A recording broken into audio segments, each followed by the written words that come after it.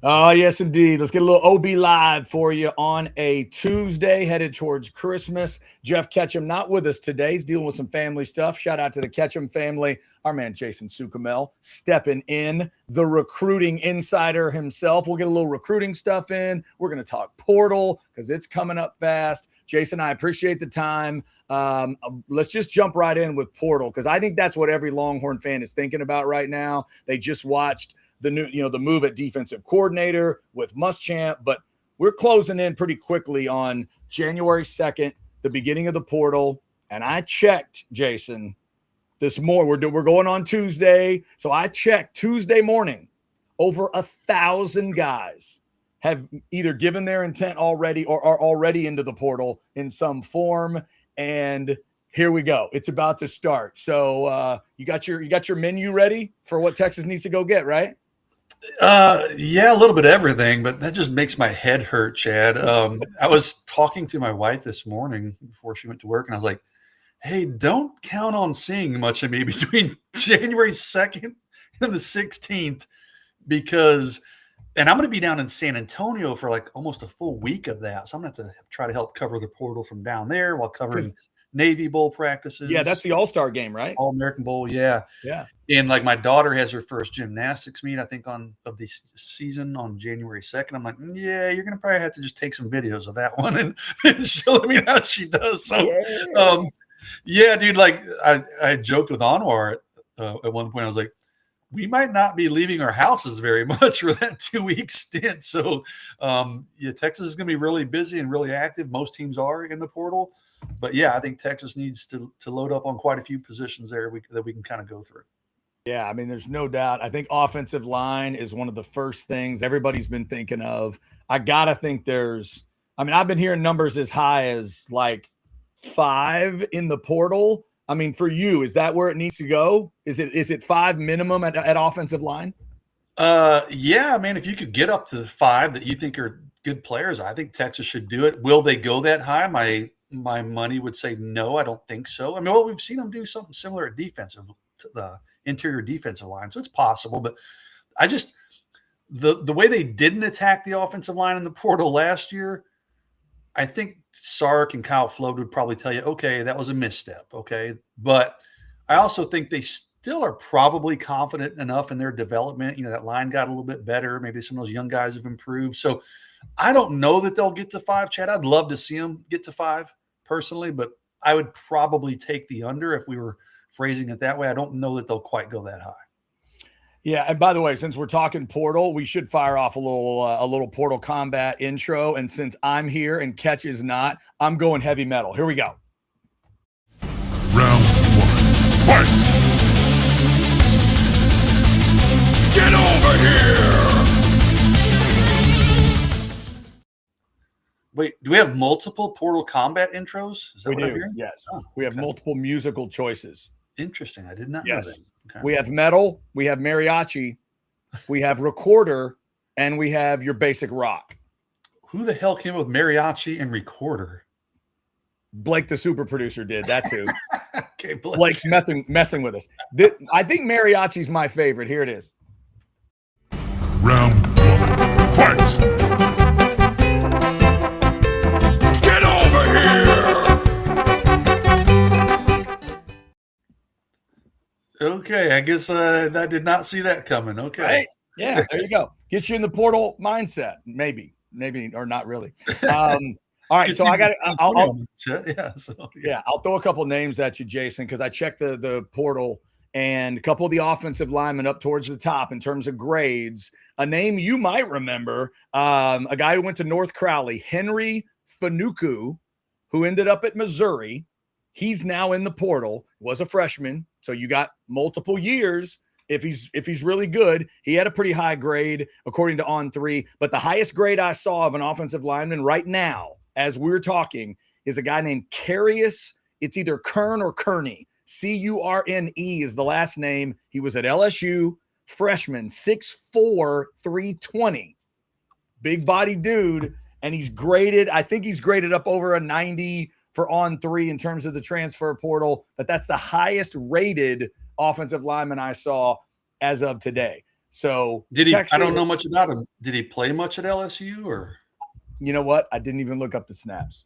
I didn't even look up the Yeah. snaps for you. So I'm not sure. That's where, again, over 1,000 guys with the intent to go in or they've already gone in. Texas doing their homework, I'm sure, on all these guys. But I saw those two, guys coming from SEC locations. But then, like you said, how much did they really play? And if you're immediately back in the portal as a freshman, an offensive line freshman, what does that tell us? Jason, we always discuss the development in offensive line, that it usually takes a little time. Is that a warning sign for you if you see a freshman O-lineman jump in the portal? Honestly, a little bit. I mean, and I don't know. I'm looking at his profile. He is an offensive tackle. Honestly, I think Texas probably needs more interior guys than they do offensive tackles. But if a guy's bailing after 1 year, that is a little bit interesting. I'd need to know the reason as to why he's bailing. Is he just buried on the depth chart with no path to playing time in sight? He has guys, young guys in front of him. Did the coaches push him out?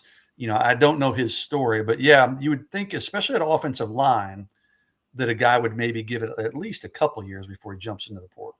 Yeah, I would think so. And the other name that I'm going to throw out today, because y'all know I'm into the hard X's and O's information on these shows, I'm throwing out Hollywood Smothers as an idea at running back. There's a running back that was at North Carolina State, and he's in the portal, and his name is Hollywood Smothers. Chad doesn't care if he's good or not. Just tell you that. But you know what? I did double check, Jason. Now you tell me if Texas would take this at running back. It was 160 carries, but it was 939 yards, 5.9 a carry. I can't remember the last Texas running back that was 5.9 a carry. We'd have to go back a ways. His name is probably Bijan or Roshan.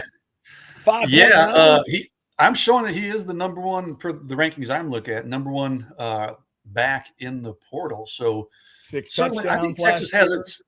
What's that? Six touchdowns last year as well. 5'11", 195 is how I see him listed here, and he's a sophomore, so still a little time. Maybe a multi-season guy if he's good. Yeah. I think Texas may have its sights set on maybe a more household name or two at running back. Mm-hmm. And I don't know that you necessarily need a 2 or 3 year guy, right? You've got some good young talent, including Derek Cooper coming in. So if you could just kind of stabilize it for this year, then I think maybe you're okay. But, if you could get a guy that can give you a couple years, that's good. Hey, I'm sitting there bouncing around this and I'm looking at these offensive line rankings. And to me, I think interior offensive line is probably more important. We think Texas is pretty solidified at the tackle spots. Yeah. Assuming Gooseby comes back, right? And Baker on the right side, of course. The number 2 interior offensive line person in the portal, Connor Stroh. Wow. Yeah, so as far as his rankings. So, but yeah, that's a little surprising. So, I mean, and again, there'll be more people coming in. So. Yeah. It's like, Jason, it's so weird. If you're a fan of obviously in this case, we're talking about Texas. If you're a Texas fan, when you see that list and you see where your guys hit on that list, the guys that are getting out, into the portal from Texas, I think it kind of sobers you up real quickly, right? Because whatever the guy, like you see Jarrett Gibson on a list of running backs, but then if you're a Texas fan, well, wait a second. I've seen Jarrett Gibson play. It's not that he's been awful, but has he really shown you enough to be graded that high? Has he really shown you enough to be at that level? So it's like your own fandom can kind of help you, I think, navigate the portal discussion, because again, like you just said, you see a name like Connor Stroh and you go, wait a second, what if we see Connor Stroh that would put him at that spot? It's kind of crazy.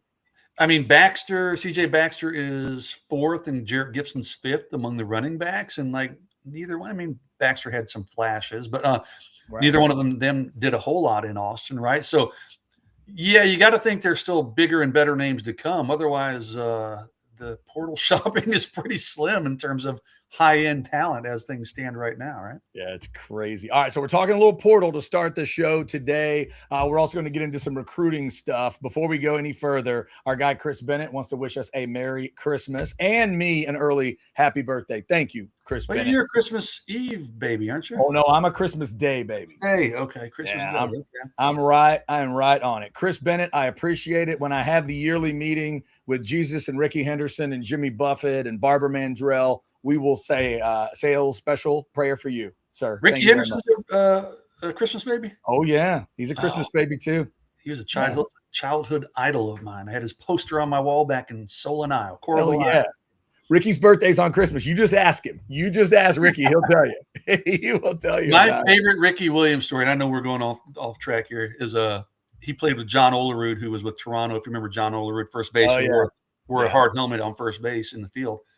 And then Ricky went somewhere else, and Olerud got traded, and he goes, man, and he saw he had the helmet on. He goes, I used to play with a guy somewhere else who had that helmet on, and Olerud's like, dude, that was me. Yes. Me. That was me, Ricky. That's Ricky in a nutshell, right? Dude, Ricky Henderson. There's so many good stories. Mr. Bennett, thank you so much. We hope Christmas is good for you. Maybe you're actually getting Christmas weather out there in Washington State. We hope you have a great Christmas as well. All right.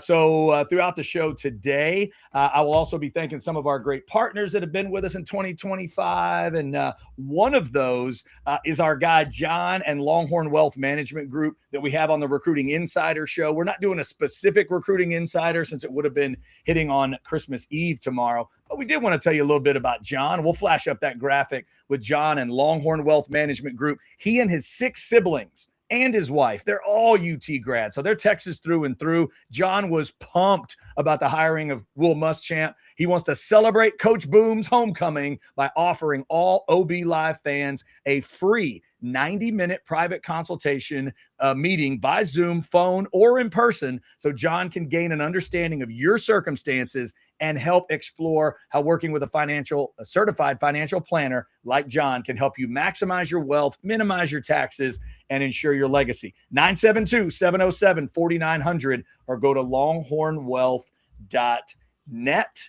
Obviously, John, not the only Longhorn fan excited about Will Muschamp. I'll definitely get Jason's thoughts on that as we roll along. But we also had a super chat come in from 13 Nico, $5. I'd like them to go for Alex Birchmeyer. I like the name, Birchmeyer. He was a wrestling champ at 6'5", 313. Sounds like an O-line discussion, I'm assuming. He's yeah, I'm assuming he's an offensive tackle. I can't say I know much about him. I'm looking on these transfer ratings. I don't see him listed anywhere. But, yeah, sounds intriguing, though. Wrestling champ, probably a pretty good athlete. Tough as nails, certainly. But that would strike me as more of a tackle, maybe a developmental tackle at 6'5", 313. So we'll see. Maybe they kick the tires on that guy. Yeah, maybe a little developmental guy there. Again, the portal is January the 2nd.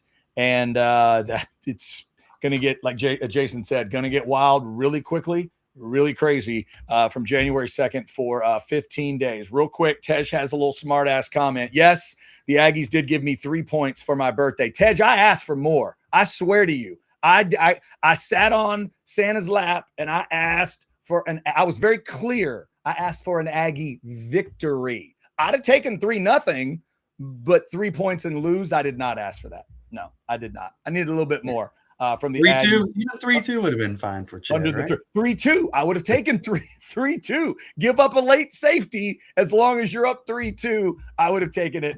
That is not what happened. Alex Birchmeyer, by the way, is from Penn State, I'm seeing, and he's an interior offensive lineman, and he was pretty highly rated coming out of high school, like a national top 100 guy. So that is an intriguing name. So. Yeah. Oh, see, Sandman, this hurts. This hurts, but well played. Elko finally figured out what a field goal was, Chad. Damn it. That's well played. What am I going to say to that? That is well played. I wanted him to learn what a field goal meant last year against Texas, and it just took him a little over a year to figure it out. But that's all they had. Well done. Well done. All right. It is OB Live for this Tuesday. Again, Catch dealing with some family stuff. Shout out to the Ketchum family. Shout out to all your families as you get ready for Christmas. And speaking of Christmas, if you need to get stocked up, if you're one of those people that shops on the 23rd or the 24th, or you wake up early on the 25th, maybe you're one of those crazy folks. I don't know if that's going to be possible to do that. But if you're one of those people that is waiting till like the 23rd to start your shopping, remember, Specs can help you a lot with some ideas like these. With thousands of ways to savor the holiday spirit, Specs has a selection to please every palate, from the nice to the naughty. Wrap it up and let the good times flow with Specs wines, spirits, and finer foods. Basket of booze and food? You kidding me? Yeah, I'll be doing my part to support our sponsor because I will be going to Specs this afternoon. So get ready for the rest of the week. So. There you go. Got to get stocked up. Yeah, I got some family coming in, and some of them do drink, so I'm gonna need to do the same thing. Shout out to Specs for being a great partner of ours and bringing you the chat every day. If y'all want to jump in and get us a super chat, we will certainly do it. Jason, I mentioned Longhorn Wealth Management Group, and normally in Recruiting Insider, we do nothing but recruiting there. Y'all be sure to check those shows out. As we move along into 2026. Wednesdays, 10 a.m. is normally when those debut. But you did have a couple of recruiting notes that we wanted to hit today. So let's start with good health news for Dia Bell, the quarterback in the 26 class. What's going on with Dia? Yeah, I actually talked to Dia.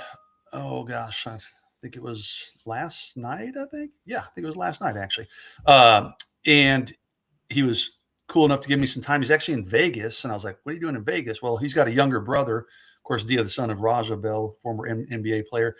Dia's got a younger brother who's a very good basketball player. So his brother's basketball team was in Vegas playing.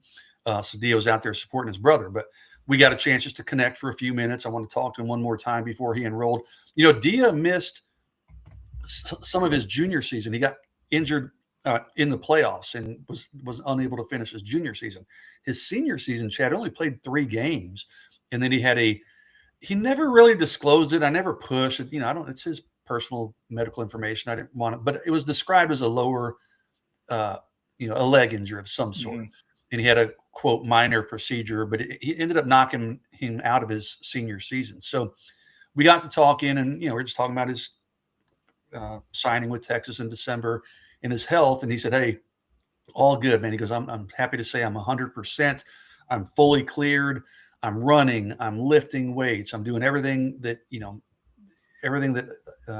I would be able to do before the injury, or was able to do before the injury. So he's coming in January. I think he said January 11th, I believe was the day he told me. And he's coming in fully ready to compete, fully cleared. I asked him, hey, what are your kind of freshman goals, if you will, or aspirations or expectations? And he goes, I know I'm probably going to sit behind Arch for a year. And he goes, I'm cool with that. But he goes, I'm coming in to push those dudes. Man, I want to make that quarterback room the best it can be. I mean, he's talking about pushing Arch and KJ Lacey, and they bring in a transfer guy. I mean, he's coming in to work and I think he knows probably winning the top spot is maybe a bit unrealistic or maybe far-fetched a little bit, but he's coming in with, hey, if there's a 1% chance, I'm going to go for that 1% chance of winning that top job. So I love the competitive nature. I love obviously the physical skill set he has. I said this on Orange Blitz too, really good kid. People are going to really like Dia Bell once they get to know him a little bit more and kind of see his personality. Cool family too. Raja's an awesome guy too. So man, it was a good update from Dia, all positive, and he's coming in. He's ready to go, man. He's enjoying his last couple weeks with his family, and he said, I am ready to get to Austin and get to work. That's cool. Highlight package is cool too. If y'all haven't seen it, man, Dia Bell can spin a football. He's a lot of fun to watch. That is great news to hear on him. All right, Jason. So from 26 to maybe some 27 discussion, let me get you to comment on the commitment that happened. I guess it was late last week. So after we would have done a recruiting show, and I haven't heard your comments on it, but Texas got a tight end commitment out of New Jersey, JT Garachi. I've only communicated with him through direct message. Garassi, I believe it is, but you might be right. I need to ask that. Garassi? I don't know. Yeah, he did. He committed late last week. He's a tight end out of Don Bosco Prep, in New Jersey, powerhouse program, one of the best programs in the country. When he committed, I immediately got on the phone with his coach and kind of a recruiting coordinator, assistant coach up there at Don Bosco, just really raved about him as a player and as a person and just his upside. He's 6'5", 230 is what I'm showing him listed at. You watch the film. I mean, he can make plays in the passing game. He's also a physical blocker. He's a son of a colonel in the military, so he's got discipline. He's academically strong. I think he's got 2 or 3 brothers that play college football as well. And I actually exchanged some messages with JT, and we did a kind of a DM interview, if you will. And I tell you what, this dude is locked in. I said, hey, a lot of times these guys commit early. I'm like, okay, are you 100% locked in and shutting it down, or maybe are you going to maybe take some other visits? And his response to that, Chad, took him. Okay, so I take that as a good news. Yeah. Any plans for a return visit to Austin? Came in for 1 game this year, and that's what basically led him to commit. And he goes, hey, I'm trying to get back 3 times for a junior day in January, an official visit, and then in the spring, and then a game.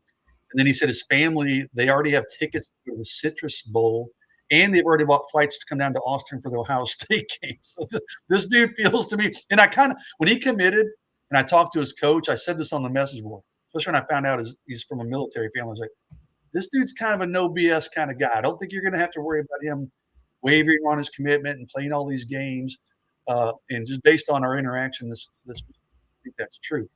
He's not the most highly rated, Chad. He's only a 3-star guy. Okay, by ESPN doesn't have him. 24/7 and Rivals have him as a 3-star guy. But listen, Texas, Ohio State wanted him. Alabama wanted him. Notre Dame wanted him. Florida wanted him. I mean, A&M offered him. I mean, he has some big-time offers. And his film, to me, sure doesn't look like a 3-star film. So I expect that ranking is going to catch up to some of this offer sheet at some point. But right now, he's maybe a bit undervalued as a 3-star guy. Interesting. Also, so now the commitment list so far of the 3 names from the name committee, I got to give it a bravo, Jason. JT Garachi, Easton Royal, and Greedy James. Good start, Texas. Well started on the name front. I really like that. You worry about the names.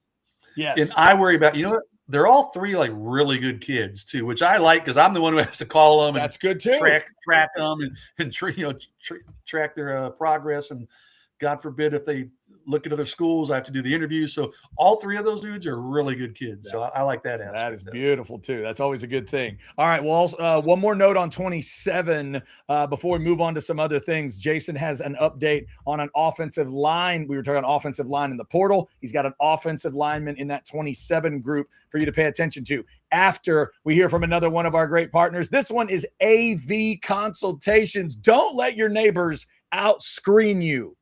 Hi, this is Tom McKay, owner of Audiovisual Consultations, and all of us at Audiovisual would like to wish you and your family a happy holiday season. This time of year can get a little hectic, so we want to remind you to relax, enjoy the season with your family and friends, and give us a call at 512-255-8678 for all of your home entertainment needs. This is my favorite time of the year. I love the holidays, the music, the decorations, the presents, the whole darn thing. So this year I'm asking all you listeners to help make this a special holiday for everyone. Smiles are contagious and free, so let's give them away like the government gives away your money. Let's high-five strangers on the street. Hold the door for people behind us. Tip your servers more than they've ever been tipped before. Give to a charity, or hell, give to a bunch of charities. If someone does a good job, tell them they did a good job. Pat someone on the butt. Sing in public places just because it feels good. And as always, hug your kids until they beg you to stop. Watch some games with your friends and make love to your wife or your husband. I know there's some women listening too. You can still give us a call at 512-255-8678 if you'd like to get some cool electronics, but more importantly, have a great holiday season and a friggin' awesome next year. So Jason, my next door neighbor, calls me up and says, hey man, I got a package arriving. Need you to look out for it. He's away from the house right now. And he says, yeah, there's some mounting equipment is coming. I said, oh yeah? I swear he said he's getting a 98-inch television. I saw that at Costco a couple weeks ago. I was in Costco for whatever reason. I never 98, and he's going to move it. He's going to move his small 70-inch television into another room. So now I've got to try as much as I can not to go over there and look at the new TV, because then it'll be over. Then I'm going to have to contact AV Consultations and say, all right, what do we got? What are we going to do? Dude, they're not crazy expensive. I don't know. The ones I was looking at probably weren't the highest end ones, but like, yeah, like I was like, what the hell? Where did this 98 come from? And like, what's next? I guess 120 or something. But yeah, like, don't get me wrong. I got kind of sat there and stared at it, and my eyes just kind of got big. I'm like, oh, that would look really good on my wall up in my little office area, but probably not in the cards for me just yet. Yeah, unbelievable. By the way, speaking of screens, if you haven't seen this big old screen out at TCH Social Austin, head on out there, 183 and Anderson Mill. That's where we did the game watching parties throughout the season. I'll be honest with you, I do not know if we're going out there for Texas and Michigan because it's Texas and Michigan in the Citrus Bowl and Cheez-It is the sponsor. I'll be honest with you.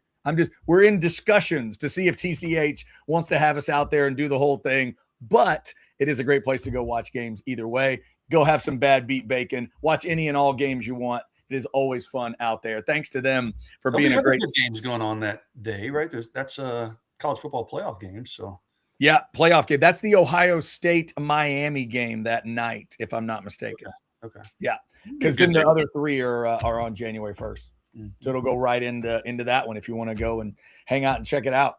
And thanks to Texas Card House for being our sponsor each and every day here at 12. Jason, I mentioned the offensive line deal in 2027. Let's talk about Peyton Miller. How good of an offensive lineman are we talking about here? He's good. He's an interior guy. He actually plays all 5 positions along the line in high school. But yeah, in this last year, he's played 2 years at left tackle. This year he moved into center. He's from Anna, Texas, which I had to look. I think it's like kind of northeast of Dallas, north of Dallas. Kind of in that Melissa area. Everybody's saying those places are exploding. I know Melissa is. I don't think I've been to Anna, Texas, but he's a good player. Texas likes him as an interior offensive lineman. Like I said, he's playing some center, and he feels pretty comfortable about playing center in the future. He's he's number 221 nationally, a 4-star guy. He doesn't have a top 10 or anything yet. He says he's going to drop that pretty soon. Texas, I think, almost guaranteed will make that cut. There's a lot of talk about him liking Texas Tech quite a bit. But in talking to him specifically about Texas, I mean, he raved about Kyle Flood. He came in for, I believe it was the Arkansas game, and just loved the whole experience. He loves the academics, the culture. He mentioned the culture repeatedly and how he would fit in really well at Texas with that culture at Texas. So, Texas, we talk about the portal. They're going to need offensive linemen in the portal. They need a big offensive line group in 2027 too. I thought maybe they would do it in 2026. Well, they didn't. So 2027, they're going to try to load up, and it's a really good, really deep in-state offensive line class. And Peyton Miller is, I would say he's at the top of that bunch because there's some 5-star type guys, but he's near the top of that Texas recruiting board. I promise you, they'd really like to have him. Kyle Flood stays in touch with him pretty much weekly. I think when I talked to Peyton on Sunday, I believe they had just communicated the day before. So, they're staying in contact with him, building that relationship. I think Texas will be a major player for Peyton Miller. There you go. And we'll close out the recruiting discussion, if you will, with another mention of Longhorn Wealth Management Group. Remember, with the Recruiting Insider Show, normally debuting on Wednesdays at 10 a.m. There won't be one on Christmas Eve because it's Christmas Eve. But then by the time we get to next week, that's game day on New Year's Eve, and then we're rolling into 2026 and the portal. So remember, Longhorn Wealth Management Group, if you're looking for a certified financial planner, John is your guy. He's up in the Dallas area. He was with the Dallas, Texas Exes chapter, now helping out with the Collin County, Texas Exes chapter. But wherever you are, Longhorn Wealth Management Group can help you out. John continues to serve fellow Longhorns. The free 90-minute private consultation is available to you. All you have to do is call Longhorn Wealth at 972-707-4900 or go online to longhornwealth.net. John thoroughly enjoyed the collapse of he types it, poor Sooners in capital letters, and sweet crying of Aggie tears last weekend, and gladly accepted both as early Christmas presents for all Longhorns. So John sends along a happy holidays hook 'em to all the OB Live family from Longhorn Wealth. Shout out to John and his crew, and thanks to them for helping us out with the recruiting insider all throughout the season. And we certainly hope that will continue. All right, we did have a couple of super chats, or one super chat that came in. It's an interesting one here. Not a lot of money, ATX Bates. I understand you got to do Christmas, so we'll take the $199 though. Thank you, brother. What does Muschamp have to do to justify PK's firing? It's an interesting way to phrase it, Jason. What do you think? Yeah, that's a good question, ATX. Good to hear from him, by the way. Yeah, that's a good question. I don't know statistically. I think they just have to kind of shore up some of those issues in the back end, especially if he's going to be helping coach up the safeties. If that's going to be part of his primary responsibility, they need to get that figured out in the secondary. I mean, they held up fine against the run for the most part this year. Yeah. So, to me, it's just about eliminating some of the, I don't say blowouts, but just some of these huge yardage and chunk plays that Texas gave up way too many in the passing game. If you can do that, kind of keep the run defense where it is, the sack pressures were good. So keep those where they are, do Will Muschamp things, basically. If you can do what we've seen him do in the past, then, I think you can quote unquote justify the PK swapping. Yeah. Bates, I'll give you three things that just popped in my head. It's 2 games and 1 play. You need to finish beating Vanderbilt like you started beating Vanderbilt, because that's what both of those games have been. Both of those games have been you whip them at the beginning, and then things fall apart. Why?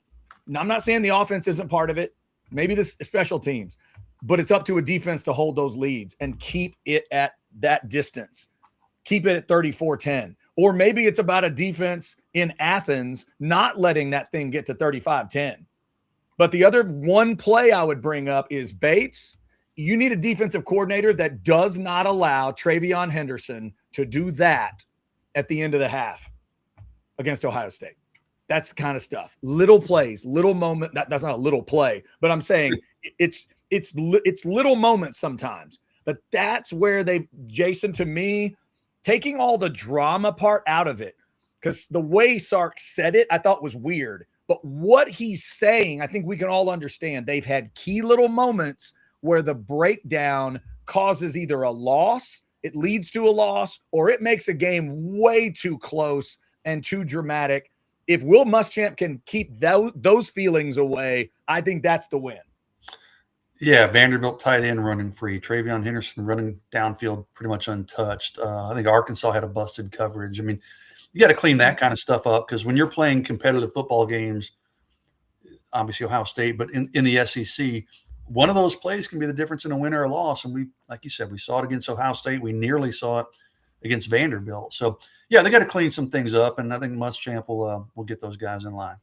Yeah. Bates, thank you for this one. Another super chat. Interesting. I had not seen this. $4.99. Anything on Colin Simmons? Took Texas off his bio on Twitter and posted a cryptic "appreciate every moment."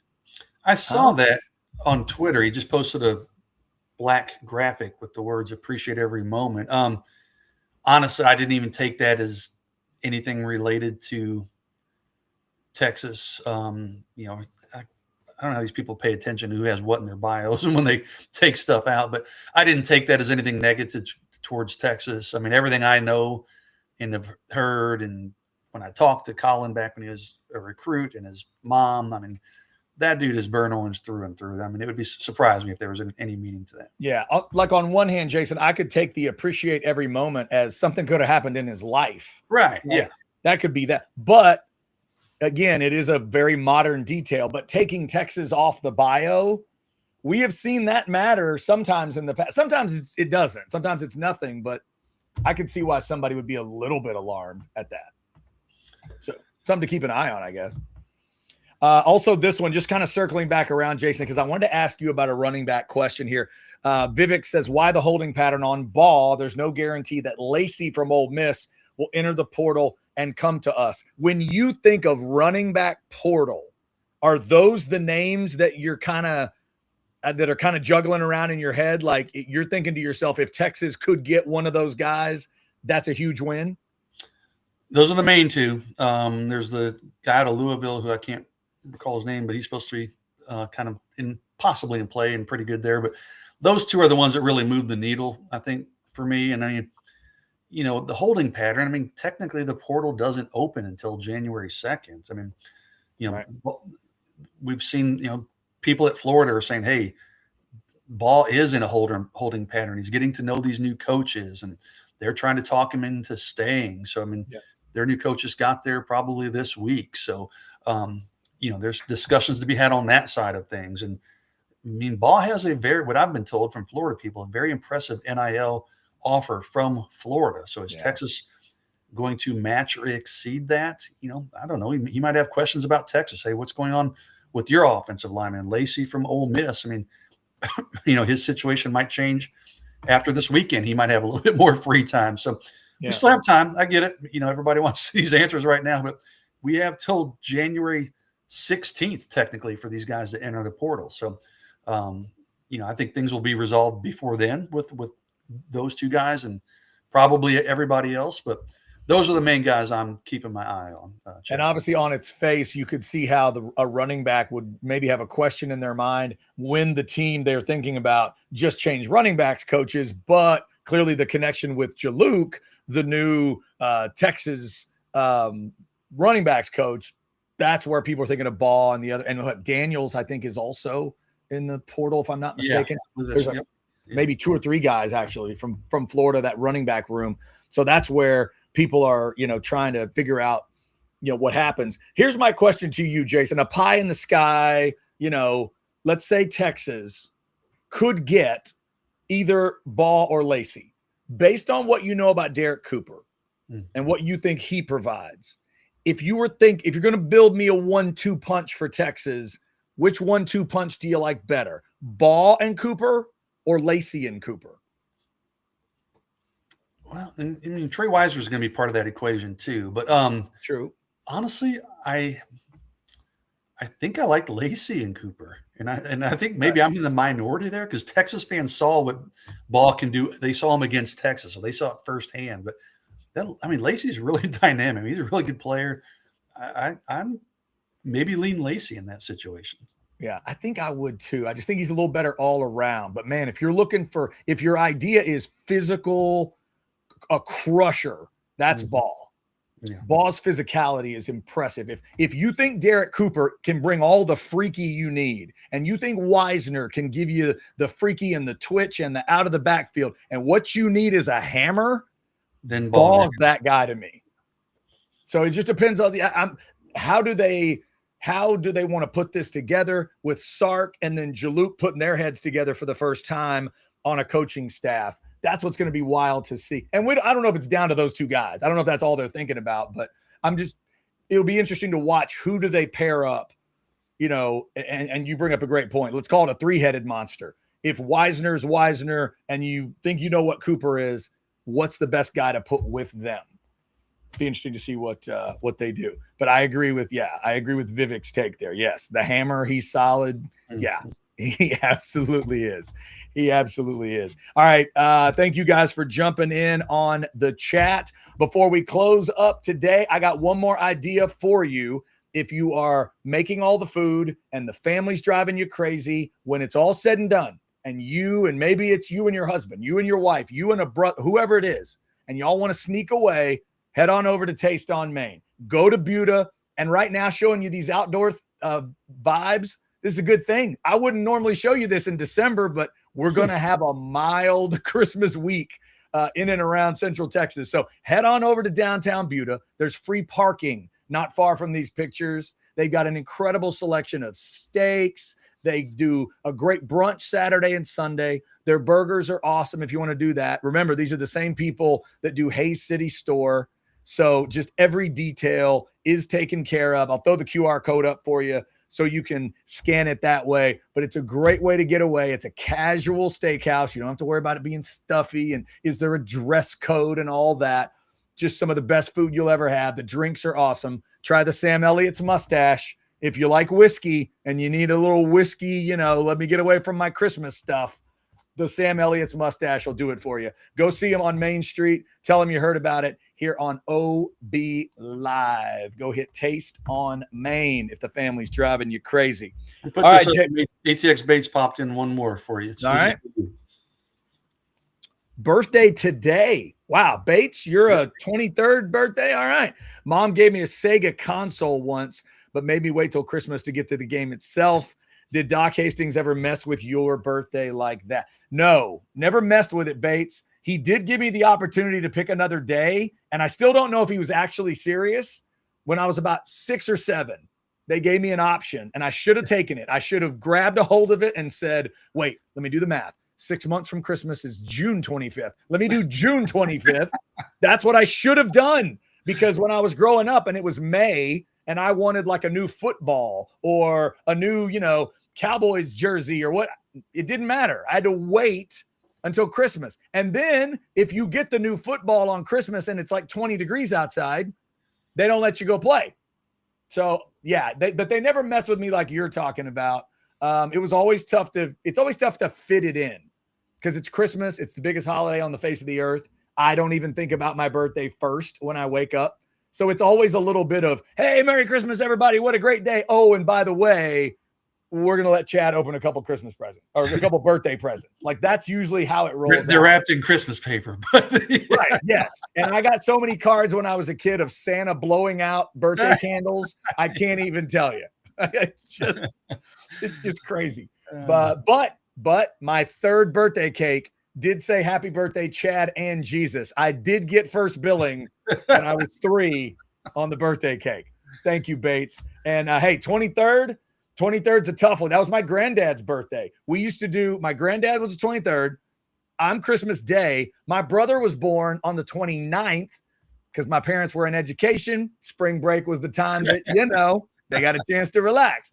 And so we had those 3 together. Jason, I can remember like one cake for the 3 of it. My mother and grandmother would be like, we're not making 3 cakes for y'all. We'd have to agree on one flavor of cake. We would sit together. They'd take our picture. And then that was pretty much it. all right. That's all you had. So there you go, Bates. Thank you very much for the birthday wishes. And happy birthday to you, sir. A December 23rd birthday. Next time we see each other, we'll have a debate on who's got the worst birthday, right on Christmas Day or just before Christmas Day. Mine's fallen on Easter before, but that's as bad as I've had it. Because what are you? You're April? Yeah, I'm early April 6th. Okay, that's not too bad. My wife's later in April. My parents are in April. Yeah, the spring stuff, that's fine. Yeah, no complaints. Yeah, no complaints. The ones I feel bad for, Jason, even more than me, it's the ones that are right after New Year's. I think like a January 3rd birthday is just really weird because everything has gone by and people are getting back to work and it's not the holiday anymore. You're not in a celebratory mindset anymore. Yeah. Right. If you're like Jan 4, that feels like the one that you don't want, even more than mine, because you don't want mine. Trust me, you don't want mine, but I don't think you want that one either. All right. I think that's going to wrap us up. Thank you all for liking, subscribing, getting your notifications. Hey, we're up over 200,000 subscribers now on the YouTube channel. I think it's 201 plus, 201,000 plus. Thank you guys so much for your support. Check out all the video section if you missed some of that. We had an Outsiders show debut earlier. The Outsiders commenting on Muschamp. Plus, Chance Mock loves his Festivus. So we had the Festivus airing of grievances on the Outsiders this week. If you want to go check that out, we do appreciate you. Y'all have a Merry Christmas. And again, get those notifications so you know when the shows are popping up. Shout out again to the Ketchum family. Ketch dealing with some family stuff today. We hope your family is safe and sound this holiday season. Y'all have a great Christmas, and we will talk at you soon. This is Orange Bloods.